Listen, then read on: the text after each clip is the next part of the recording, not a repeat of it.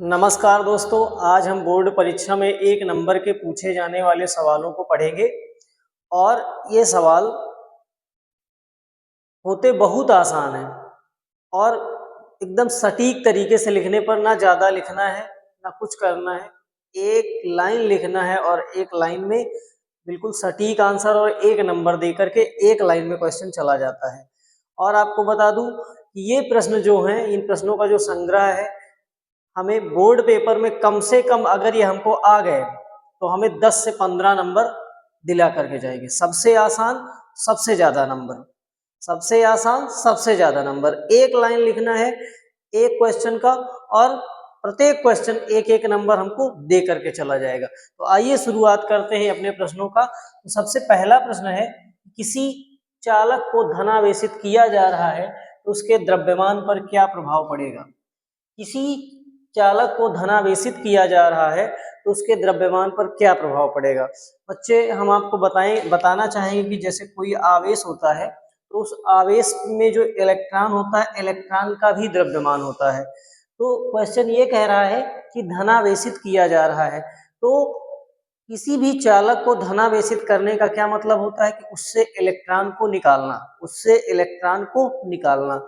मान लीजिए ये चालक है हमारे पास, अगर मैं इससे इलेक्ट्रॉन को निकाल लूं, कुछ इलेक्ट्रॉन इससे निकाल करके बाहर कर दूं, तो आप सिंपल भाषा में समझिए कि अगर आप किसी भी चीज से कुछ सामान बाहर निकाल दें तो उसका वजन कम होगा या ज्यादा, तो क्या होता है, उसका वजन कम हो जाता है।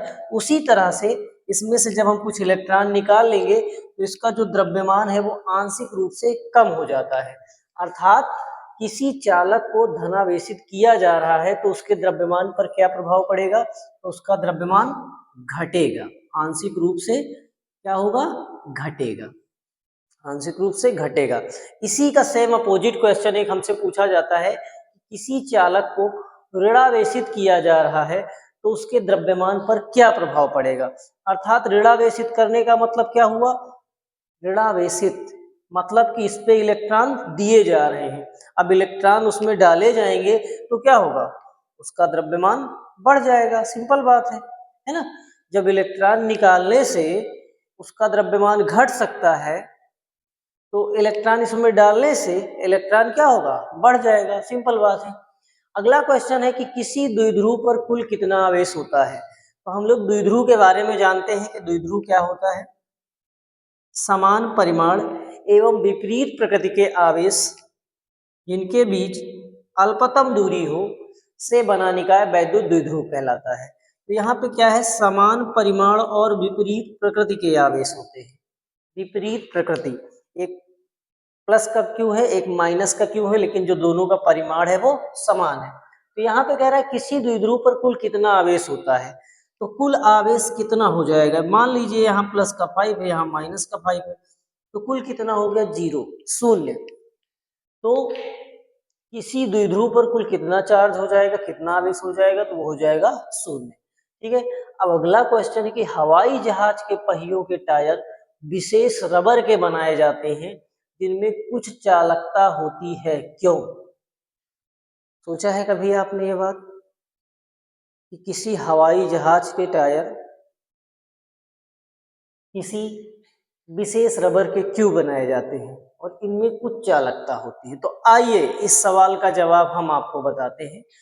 जब हवाई जहाज उड़ान भरता है तो घर्षण के कारण वो वायुयान आवेशित हो जाता है। वो वायुयान कैसे हो जाता है, आवेशित। और जब उसके लैंडिंग का टाइम आता है तो लैंडिंग के टाइम हमें पता है कि जब कोई चीज चार्ज हो, किसी चीज पे आवेश हो, तो आवेश की वजह से उसमें क्या हो सकता है, आग, चिंगारी उत्पन्न हो सकती है या कोई बड़ी घटना घटित हो सकती है अगर किसी चीज में चार्ज है तो।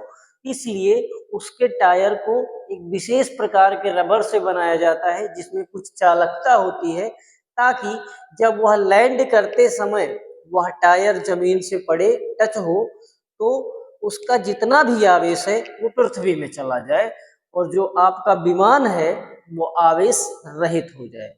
समझ गए। इसीलिए हवाई जहाज के पहियों के टायर को विशेष रबर के बनाए जाते हैं जिनमें कुछ चालकता होती है। आइए अगले क्वेश्चन की तरफ बढ़ते हैं। विद्युत किसे कहते हैं? बहुत ही आसान सा सवाल, आई होप सभी को आता होगा, लेकिन फिर भी हम आपको बताते हैं विद्युत किसे कहते हैं। विद्युत क्या है? ये एक किसी पदार्थ का एक गुण है। क्या है ये?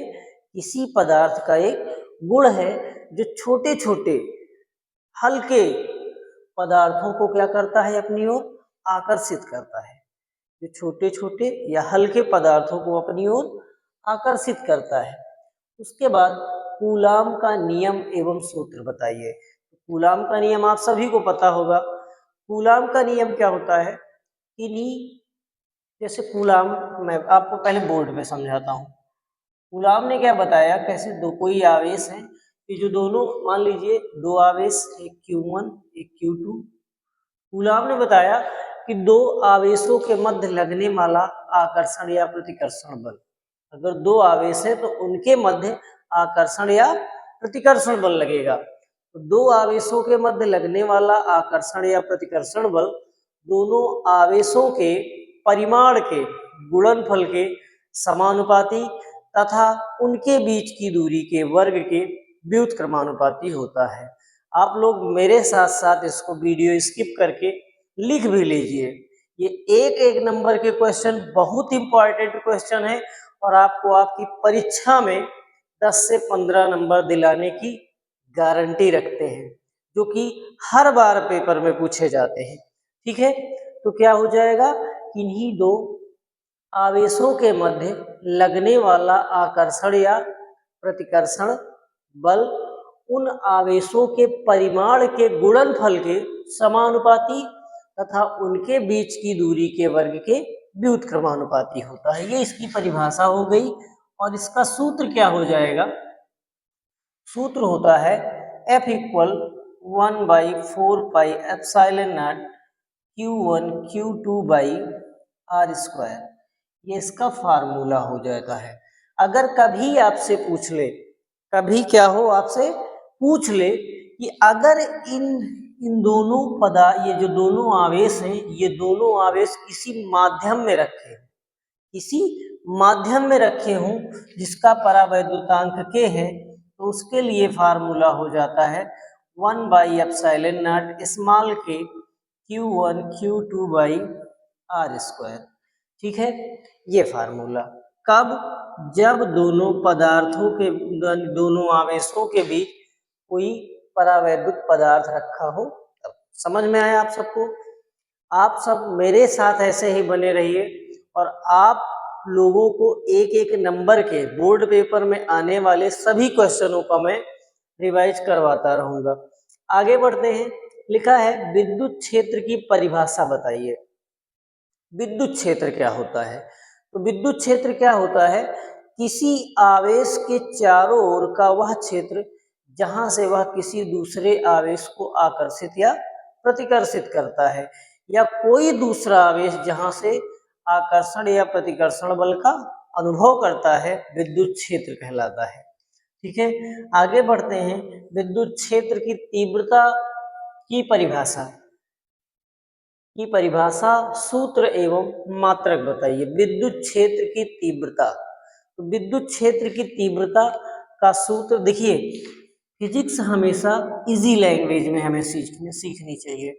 तो आइए एक इजी लैंग्वेज में मैं आपको इसकी परिभाषा याद कराता हूँ। ठीक है, तो विद्युत क्षेत्र को सबसे पहली चीज आप समझ लीजिए कि ई से प्रदर्शित किया जाता है। किससे? ई से डिनोट किया जाता है। ई से प्रदर्शित करेंगे और फार्मूला आप समझ लीजिए F/Q0। फार्मूला क्या हो गया? F/Q0। अब समझिए क्या कह रहा है, इसकी परिभाषा। सबसे पहला काम विद्युत क्षेत्र की तीव्रता की परिभाषा। परिभाषा क्या है? यहाँ पे क्या है, ये Q0, ऊपर क्या है? बल। तो Q0 का मतलब आवेश। कौन सा आवेश? ये परीक्षण आवेश, टेस्ट चार्ज जिसको कहा जाता है। तो एकांक परीक्षण आवेश पर लगने वाले बल को, कहां पर? किसी वैद्युत क्षेत्र में, किसी वैद्युत क्षेत्र में एकांक परीक्षण आवेश पर लगने वाले बल को क्या कहा जाता है? वैद्युत क्षेत्र की तीव्रता कहा जाता है।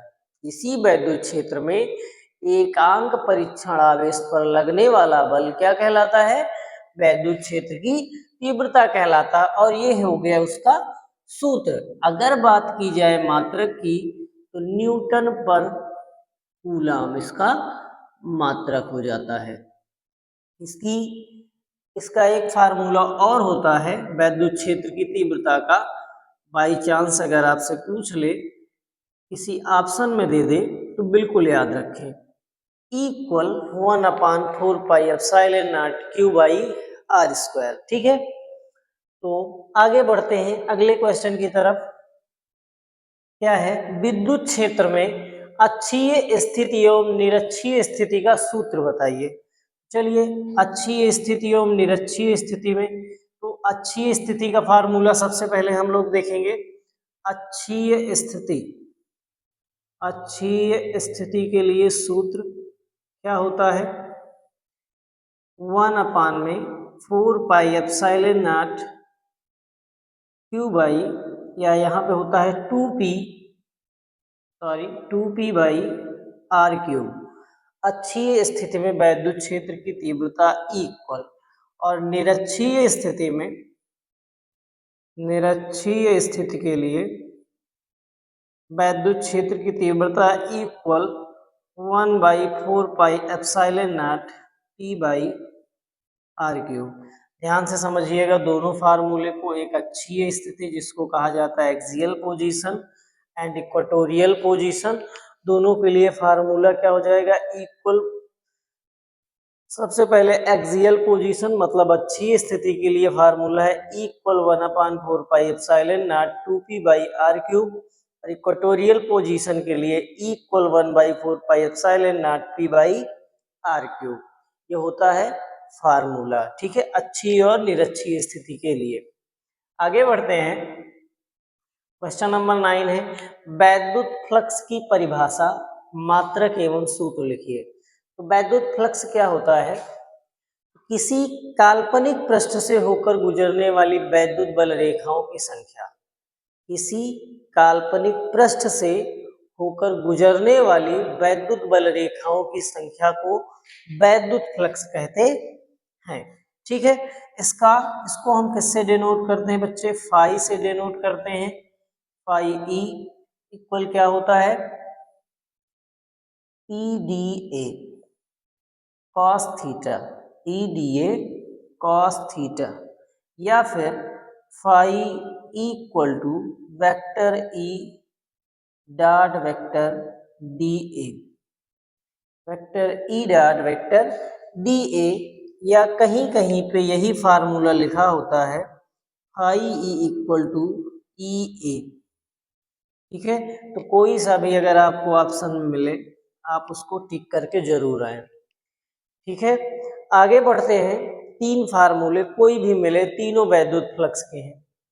आगे क्या क्या चीज इसमें पूछ रहा था? वैद्युत फ्लक्स की परिभाषा, मात्रक एवं सूत्र। तो सूत्र हो गया, परिभाषा मैंने आपको बता दिया। आइए मात्रक देख लेते हैं। तो वैद्युत क्षेत्र की तीव्रता का मात्रक क्या होता है दोस्तों? न्यूटन पर कूलम। क्या होता है? न्यूटन पर कूलम इनटू क्षेत्रफल का मीटर स्क्वायर। क्या हो जाएगा? न्यूटन मीटर स्क्वायर पर कूलम।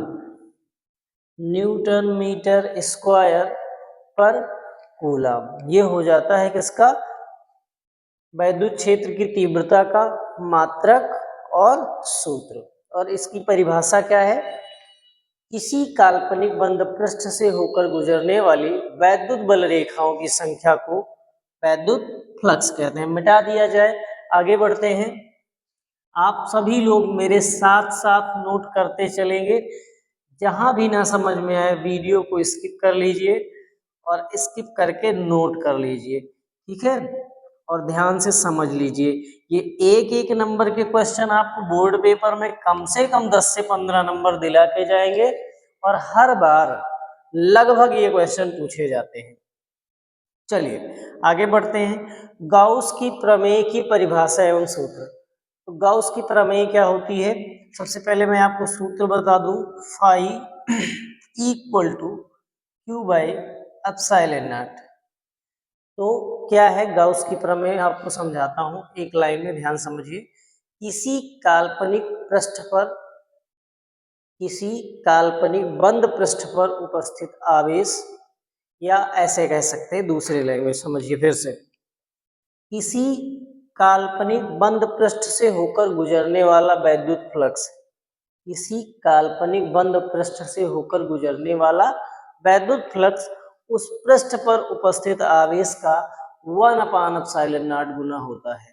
किसी काल्पनिक बंद पृष्ठ से होकर गुजरने वाला वैद्युत फ्लक्स उस पृष्ठ पर उपस्थित आवेश का 1/ε0 गुना होता है। तो ये क्या हो गया, गाउस की प्रमेय की परिभाषा, और ये हो गया गाउस के प्रमेय का सूत्र। ठीक है, एप्सिलॉन नॉट क्या है यहाँ पे, एप्सिलॉन नॉट है निर्वात की वैद्युतशीलता। क्या है, निर्वात की वैद्युतशीलता, वैद्युतशीलता। आगे बढ़ते हैं, अगला क्वेश्चन है हमारा कि आप एक कार में जा रहे हैं।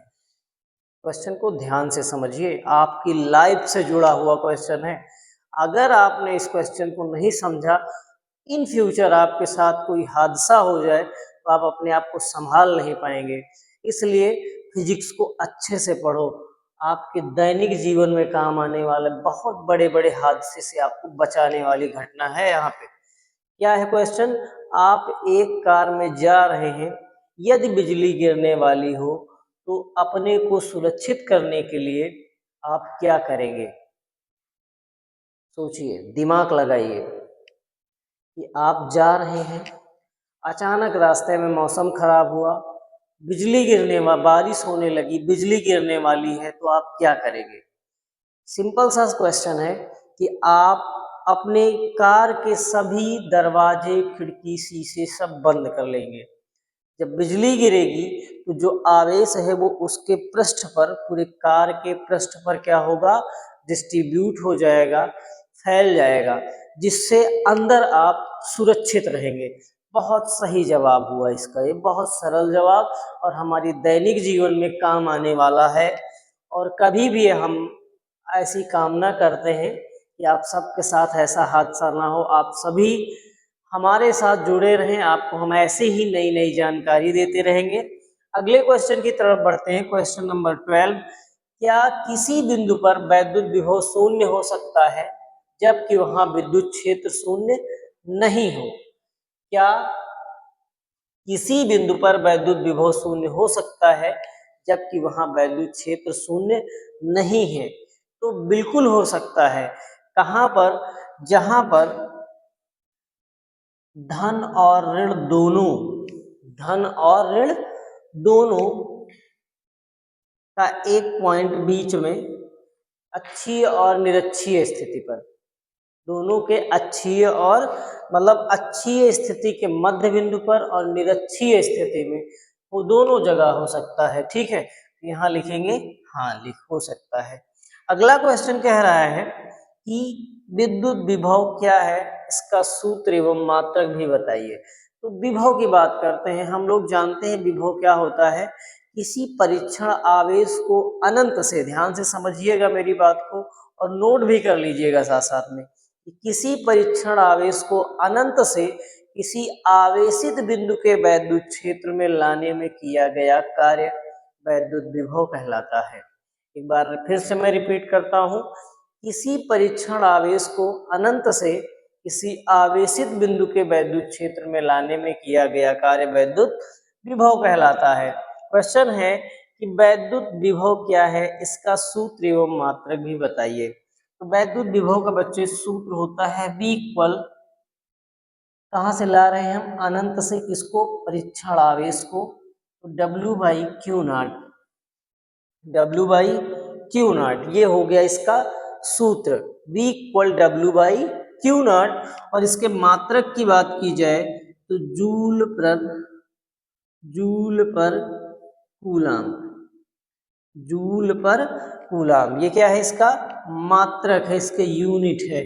एक एक नंबर के क्वेश्चन बहुविकल्पीय में पूछे जाते हैं आपको समझ जाइए कि थोड़ा सा दिमाग लगाना है, कुछ भी नहीं, इतना लिखना है, 1 नंबर पक्का। 2 अक्षर लिखो, 1 नंबर लेके आओ, ठीक है। और बोर्ड पेपर में हर साल 10 से 15 नंबर। आइए आगे बढ़ते हैं। आगे इसमें एक आधा सूत्र मैं आपको और बता दूं, मान लो बाई द वे दूसरा आ जाए, तो दूसरा formula 1/4 pi epsilon naught Q by R, ये भी वैद्युत विभव का फार्मूला है। अगले क्वेश्चन की तरफ बढ़ते हैं। विद्युत विभवांतर की परिभाषा, तो ये सिंपल सी डिफिनेशन है, दो बिंदुओं के बीच विभव के अंतर को, दो बिंदुओं के बीच विभव के अंतर को विद्युत विभवांतर कहते हैं। याद रखिए, दो बिंदुओं के बीच विभव के अंतर को विद्युत विभवांतर कहते हैं। आगे आगे बढ़ते हैं। सम विभव पृष्ठ किसे कहते हैं? सम विभव पृष्ठ एक ऐसा पृष्ठ, सम विभव, सम मतलब समान, विभव मतलब विभव, एक ऐसा पृष्ठ जिसके प्रत्येक बिंदु पर विभव समान हो, एक ऐसा पृष्ठ जिसके प्रत्येक बिंदु पर विभव समान हो, क्या कहलाएगा? समविभव पृष्ठ कहते हैं। उसके बाद विभव प्रवणता क्या होती है? कह रहा है विभव प्रवणता की परिभाषा बताइए। विभव प्रवणता ध्यान से समझिए, दूरी परिवर्तन के साथ विभव परिवर्तन की दर को, दूरी परिवर्तन के साथ विभव परिवर्तन की ऋणात्मक दर को विभव प्रवणता कहते हैं। दूरी परिवर्तन के साथ विभव परिवर्तन की ऋणात्मक दर को विभव प्रवणता कहते हैं। आगे है संधारित्र किसे कहते हैं तथा इसकी धारिता का भी सूत्र बताइए। संधारित्र बहुत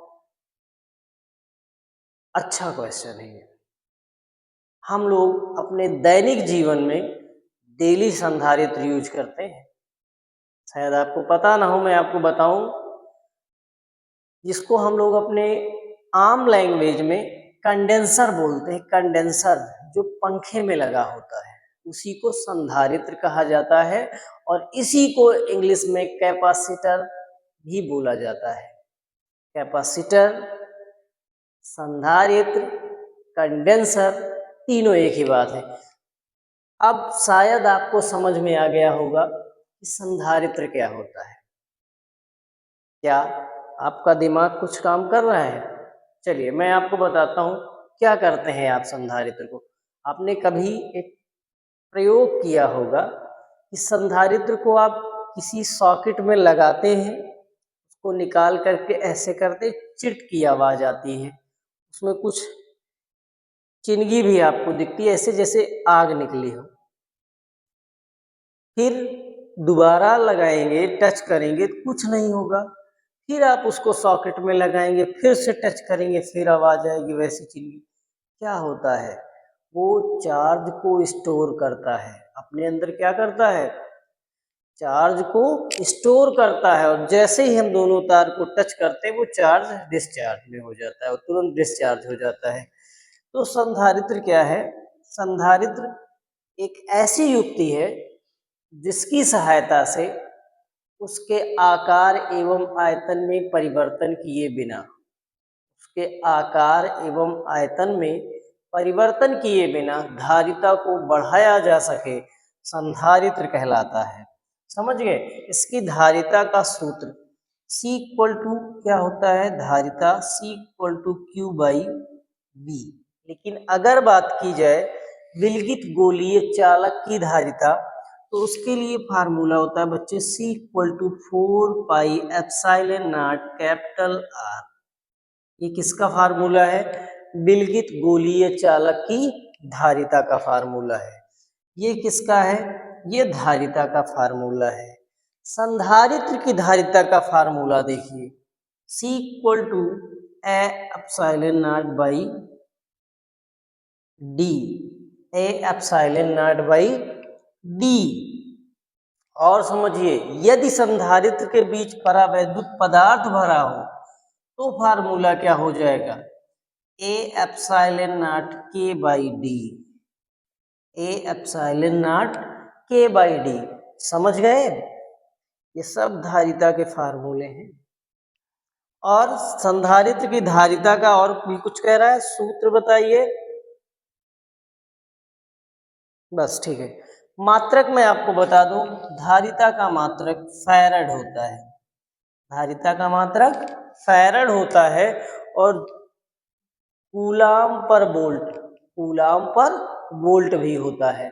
फैरड होता है और कूलाम पर वोल्ट होता है, दोनों में से कोई भी आप समझ सकते हैं। अगला क्वेश्चन है, विद्युत धारा की परिभाषा एवं सूत्र बताइए। विद्युत धारा हम सब क्लास 10th से पढ़े हैं, हम लोग डेली अपने रूटीन में यूज भी करते हैं। विद्युत धारा क्या होती है? आवेश प्रवाह की दर को विद्युत धारा किसे कहते हैं? आवेश प्रवाह की दर को विद्युत धारा कहते हैं। इसको आवेश प्रवाह की दर को क्या कहते हैं? विद्युत धारा। फार्मूला क्या होता है? I equal to Q by T. I equal to Q by T. ठीक है। आगे क्या कह रहा है? अनुगमन वेग की परिभाषा। अच्छा, इसका मात्रक भी एम्पियर होता है। मात्रक क्या होता है? एम्पियर। आगे कह रहा है, अनुगमन वेग की परिभाषा एवं सूत्र बताइए। अनुगमन वेग, जिसको हम ड्रिफ्ट वेलोसिटी बोलते हैं। अनुगमन के वेग को क्या कहते हैं? Drift velocity. आपको एक एग्जाम्पल से मैं ये बात समझाने का प्रयास करता हूं। कोई आप पाइप लिए हैं, पाइप में आप पानी डालिए, पानी के जितने भी कण होंगे वे सभी कण पाइप के सहारे एक ही दिशा में बहेंगे, सभी एक दिशा में चलेंगे। वैसे ही वायर में होता है, तार में होता है, जो आवेश होता है वो सभी जब एक दिशा में चलने लगे, सभी वायर जब एक दिशा में चलने लगे और एक वेग से, नियत वेग से चलने लगे, तो उसी नियत वेग को कहा जाता है अनुगमन वेग। अर्थात किसी चालक तार के सिरों पर विभवांतर उत्पन्न करने पर उसके सभी मुक्त इलेक्ट्रॉन जब एक ही दिशा में एक नियत वेग से गति करते हैं, उसी नियत वेग को क्या बोला जाता है? अनुगमन वेग कहते हैं।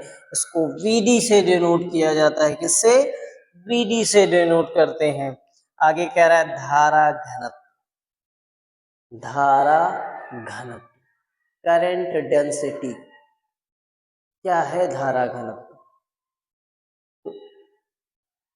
एकांक परिच्छेद क्षेत्रफल से,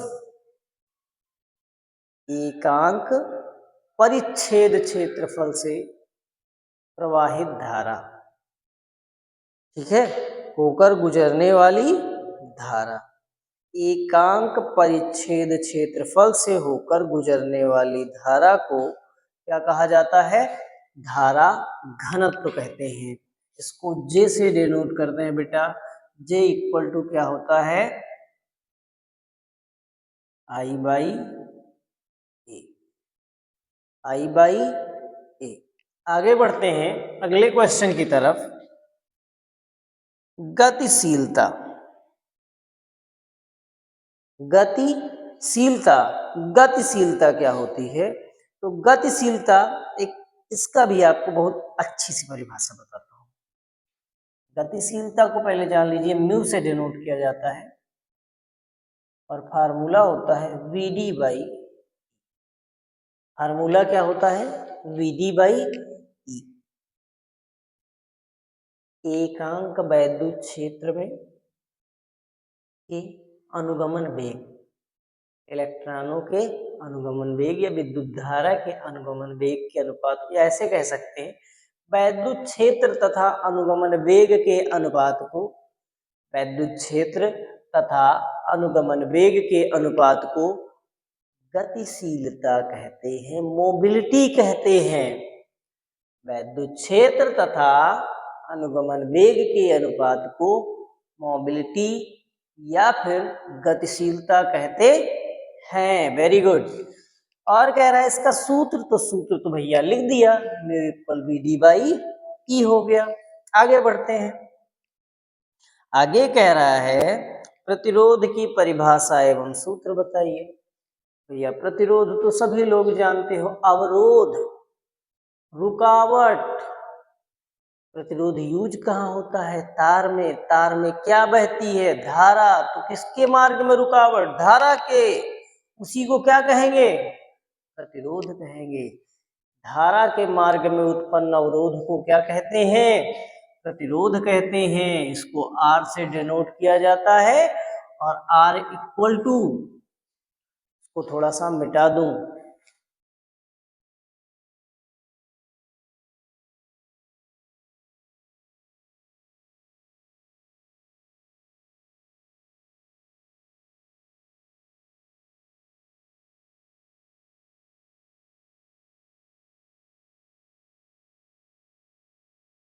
चलिए R equal to V upon में I, R equal to V upon में I। ठीक है। किरचॉफ का नियम बताइए। प्रतिरोध का मात्रक क्या होता है? ओम होता है। और क्या होता है? वोल्ट पर एम्पियर होता है। आप सबको एक एक नंबर के क्वेश्चन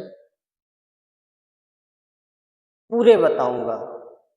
जितने भी एक नंबर के क्वेश्चन पेपर में आते हैं, वो चाहे 5 नंबर के क्वेश्चन में लगे हों, 3 नंबर के क्वेश्चन में लगे हों, 2 नंबर के क्वेश्चन में लगे हों, बहुविकल्पीय में लगे हों, अति लघु उत्तरी में लगे हों, कहीं भी छिपे हों, वहां से निकाल करके आप ले आओगे 10 से 15 20 नंबर कम से कम। अगर आपने इसको पढ़ लिया तो ऐसी ऐसी जगह से क्वेश्चन बना दूंगा। चलिए, तो हम बात करने चल रहे थे किसकी? किरचॉफ का नियम बताइए। किरचॉफ का नियम आपको खूब पढ़ाया है हमने, आपने भी खूब पढ़ा है। किरचॉफ के 2 नियम होते हैं। पहले नियम को संधि का नियम या किरचॉफ का प्रथम नियम कहा जाता है ना? जिसकी परिभाषा क्या है? किसी संधि पर मिलने वाली समस्त धाराओं का बीजगणितीय योग 0 होता है। और दूसरे नियम को वोल्टता का नियम, लूप का नियम, बंद पास का नियम भी कहा जाता है। इसे हम क्या कहते हैं? किसी संधि पर या किसी बंद पास से होकर गुजरने वाली धारा तथा उसके संगत प्रतिरोधों का गुणनफल। मेरी पूरी बात ध्यान से समझिएगा। किसी बंद पास में बहने वाली धारा तथा उसके संगत प्रतिरोधों का गुणनफल उस पास में लगे समस्त विद्युत वाहक बलों के बीजगणितीय योग के बराबर होता है। ठीक है, आगे बढ़ते हैं। ओम का नियम बताइए। ओम का नियम बहुत सरल है। किसी पदार्थ की भौतिक अवस्था, याद रखिए, मेरे एक एक शब्द को याद रखिए। किसी पदार्थ की भौतिक अवस्था, भौतिक अवस्था का मतलब क्या होता है? ताप दाब लंबाई। भौतिक अवस्था का मतलब ताप दाब लंबाई, बस। अर्थात किसी पदार्थ की भौतिक अवस्था में यदि कोई परिवर्तन ना किया जाए तो उसके सिरों पर उत्पन्न विभवांतर उसमें प्रवाहित धारा के समानुपाती होता है। उसके सिरों पर उत्पन्न विभवांतर उसमें प्रवाहित धारा के समानुपाती होता है। अगला क्वेश्चन है, व्हीट स्टोन सेतु किस सिद्धांत पर कार्य करता है? व्हीट स्टोन सेतु बहुत सीक्रेट क्वेश्चन। व्हीट स्टोन सेतु किसके सिद्धांत पर? किरचॉफ के द्वितीय नियम पर। किरचॉफ के द्वितीय नियम के सिद्धांत पर, या कह सकते हैं बंद पास के सिद्धांत पर कार्य करता है। इसके किरचॉफ के द्वितीय नियम के सिद्धांत पर कार्य करता है। अगला क्वेश्चन है, अनुगमन वेग तथा विद्युत धारा में संबंध का सूत्र। तो I equal to NEAVD, I equal to NEABD। एक एक नंबर के क्वेश्चन है दोस्तों। अगर आपको ये वीडियो पसंद आया हो और इस तरह के और क्वेश्चन आपको चाहिए, मेरे चैनल को लाइक करें, शेयर करें और कमेंट करके मुझे बताएं। मैं पूरा दोनों फिजिक्स का पूरा कलेक्शन करके आपको देता हूँ। धन्यवाद। गुड नाइट, शुभ रात्रि।